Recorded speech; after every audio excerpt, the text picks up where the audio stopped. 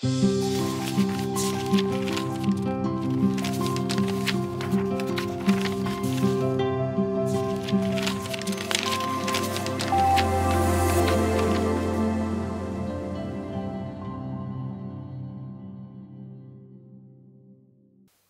sejahtera bagi kita sekalian. Kembali dalam program Landasan Iman, Sola Scriptura, Gereja Masih Advent ke-7, Uni Conference Indonesia, Kawasan Timur. Sebelum kita membahas doktrin yang dipercayai oleh Gereja Masih Advent ke-7, mari kita awali dengan doa. Mari berdoa. Bapa di surga, kembali dalam program Landasan Iman, Sola Scriptura, Gereja Masih Advent ke-7, Uni Conference Indonesia Kawasan Timur. Kami ingin membahas doktrin Alkitab. Kiranya Roh Kudus menolong kami, untuk kami mampu memahami kehendak Tuhan. Dan oleh pertolongan Roh Kudus, kami mampu implementasikan dalam hidup kami. Sehingga ketika Yesus datang, kami semua yang mendengarkan firman Tuhan berada bersama dengan Yesus di kerajaan sorga. Pakailah hamba menjadi berkat dalam nama Yesus. Amin.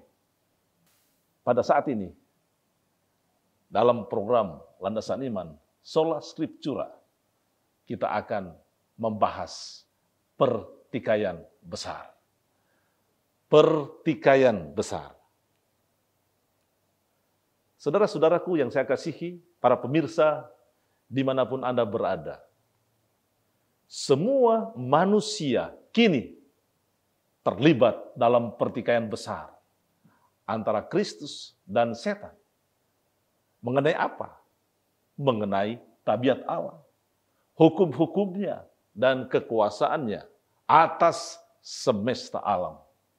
Saudaraku sekalian, konflik ini kalau kita membaca Alkitab, ini sudah bermula di surga. Tatkala seorang makhluk yang diciptakan, yang dikaruniai kebebasan memilih, meninggikan diri dan menjadi setan, seteru Allah, dan memimpin pemberontakan beserta sebagian dari para malaikat. Saudaraku yang saya kasihi dalam Tuhan, kejatuhan manusia telah mengakibatkan pemutarbalikan atas gambar Allah dalam diri manusia. Mengharu birukan atas dunia yang diciptakan. Sehingga, saudaraku sekalian, mendatangkan bencana yang sangat dahsyat. Kita tahu bersama di dalam Alkitab, waktu air bah melanda seluruh dunia. Makhluk ciptaan yang perhatikan dunia ini menjadi arena konflik yang universal. Kasih Allah terbukti mencapai puncaknya. Untuk membantu umatnya menghadapi pertarungan ini, Kristus mengirim Roh Kudus dan malaikat-malaikat yang setia untuk memimpin, melindungi, serta mendukung mereka dalam jalan keselamatan. Saudaraku sekalian, para pemirsa dimanapun Anda berada, kalau kita membacakan Alkitab, dalam kitab suci, menggambarkan sebuah pertempuran alam antara yang baik dan yang jahat. Antara Tuhan dengan setan. Dengan memahami pertikaian ini, telah melibatkan seluruh alam, akan membantu pertanyaan yang besar bagi kita saat ini. Mengapa Yesus datang ke planet ini? Saudaraku sekalian, para pemirsa dimanapun Anda berada, sedikit saya mengingatkan kepada kita, di dalam Yesaya 14 ayat 12, Yesaya 28 ayat 14, asal mula pertikaian dengan menggunakan perlambang raja-raja Tirus dan Babylon untuk melukiskan Lucifer. Jadi kitab suci telah menggambarkan bagaimana pertikaian alam ini dimulai. Lucifer, anak fajar, seorang kerubim atau kerubium yang sudah diurapi, yang bertempat tinggal di hadapan hadirat Tuhan. Pertanyaan yang penting buat kita sekarang ini, bagaimanakah manusia dilibatkan? Saudaraku sekalian, dengan pengusirannya dari surga, setan pun menyebarkan pemberontakannya ke dunia ini. Setan menyamar sebagai ular yang dapat berbicara dan menggunakan alasan yang sama dengan kejatuhannya. Anda membaca Kejadian pasal 3 ayat 5 dalam Alkitab. Secara efektif, ia merusak kepercayaan Adam dan Hawa terhadap Khaliknya. Saudaraku sekalian, mari kita lihat pengaruhnya terhadap umat manusia. Kita boleh dapatkan dalam Kejadian pasal 7, ayat 17 hingga ayat yang ke-20. Kita melihat bahwa efek pergolakan antara Kristus dengan setan jelas telah merusak citra Allah dalam manusia. Allah telah menggunakan air bah untuk membersihkan dunia ini dari penduduknya yang tidak bertobat dan memberikan kepada umat manusia sebuah awal yang baru. Sekali lagi, Anda boleh mendapatkannya dalam Kejadian 7 ayat 17 hingga ayat yang ke-20. Saudaraku sekalian, ada satu masa kemudian ketika dunia hampir dipenuhi kemurtatan total, Allah menyampaikan perjanjiannya kepada Abraham. Melalui Abraham, Allah merencanakan untuk memberkati semua bangsa di dunia. Anda bisa temukan dalam Alkitab. Dalam Kejadian 12 ayat 1-3, Kejadian 22 ayat 15 hingga ayat yang ke-18. Dosa telah membuat renggangnya hubungan antara manusia dengan Allah, atau antara Allah dan manusia. Dan segala sesuatu yang tidak berdasarkan iman adalah dosa. Anda bisa temukan dalam Roma 14 ayat 23. Pelanggaran atas hukum-hukum dan peraturan Tuhan adalah akibat langsung dari kurangnya iman. Merupakan bukti retaknya hubungan itu. Saudara-saudaraku yang saya kasih dalam Tuhan. Sebaliknya, kalau kita membaca Alkitab, dengan adanya rencana keselamatan, Allah ingin memulihkan pengharapan atas Khalik yang membawa kepada hubungan penuh kasih yang dinyatakan di dalam penurutan. Ini kita bisa dapatkan dalam Yohanes 14 ayat yang ke-15.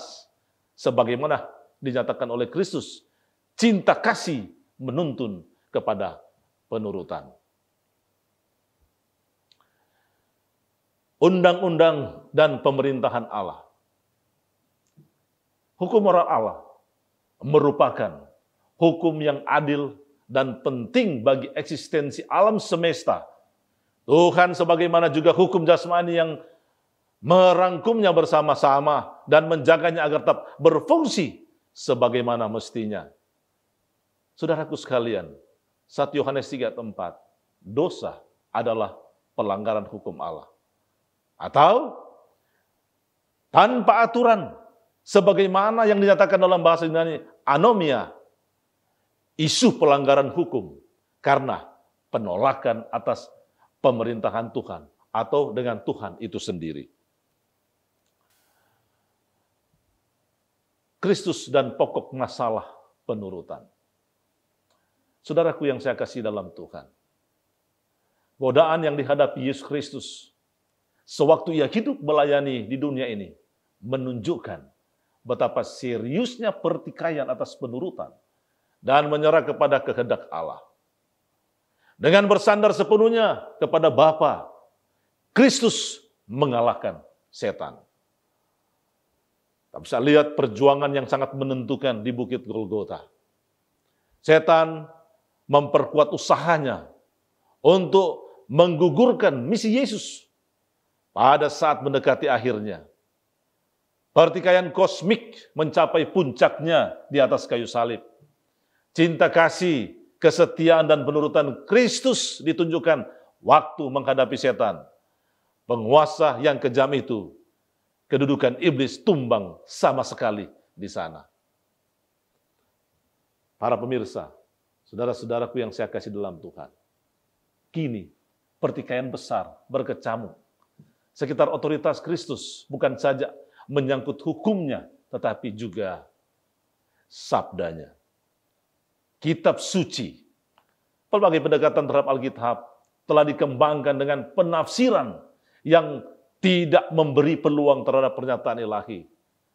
Saudaraku, inilah salah satu strategi setan dalam konflik kosmik itu, ialah meyakinkan orang bahwa mereka dapat memahami kebenaran itu lepas dari Yesus. Oleh karena itu, saudaraku sekalian, ada berapa pusat kebenaran yang dikemukakan, baik secara individu maupun secara gabungan. Kemudian, saudara-saudaraku yang saya kasihi, para pemirsa dimanapun Anda berada, doktrin mengenai pertikaian besar menampakkan pertempuran yang sangat dahsyat yang mempengaruhi setiap orang yang lahir di dunia ini. Sesungguhnya, kalau Anda membaca Efesus pasal 6 ayat 12, telah menyentuh setiap penjuru alam semesta. Dengan memahami pengajaran ini, seseorang diyakinkan betapa perlunya melawan si jahat. Keberhasilan dapat diperoleh hanyalah di dalam Kristus Yesus. Selalu bergantung kepada Dia yang menjadi pemimpin pasukan. Seorang yang jaya dan perkasa dalam setiap peperangan. Saudaraku sekalian, kejahatan tidak berasal dari Tuhan. Banyak orang memiliki pendapat, itu datang dari Tuhan. Saya mau katakan sebagai hamba Tuhan, kejahatan tidak berasal dari Tuhan. Kita bisa dapatkan dalam Ibrani 1 ayat 9. Ia yang mencintai keadilan dan membenci kefasikan. Saudaraku, tidak sepantasnya dituduh bertanggung jawab atas kesengsaraan yang menimpa dunia.